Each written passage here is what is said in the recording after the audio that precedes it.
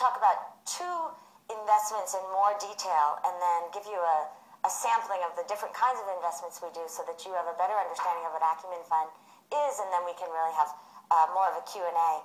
The first is called Water Health International. It was an investment that we made in 2004. When you look at safe water, and I know some of you are interested in this area, it is one of the most difficult areas on the planet to work in part because it is such an enormous issue. 1 out of 5 human beings have no access to safe water, certainly drinking water. 2, it's an incredibly distorted marketplace.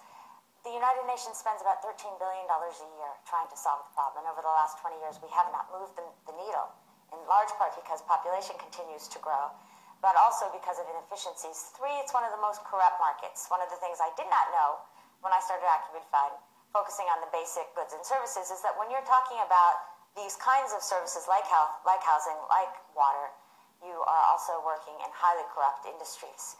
And so how do you use the marketplace as a way of listening? And we say that the market is the best listening device that we have. Listening to low-income people, but also recognizing what needs to be done to help facilitate people's access to that water. So we made a $600,000 investment in a new company, Water Health International, that had proven the model in the Philippines, but wanted to see what it would mean to move into rural India. Much to the chagrin of many of the Indian officials we met, whose political platform was water is a human right and should be given away free.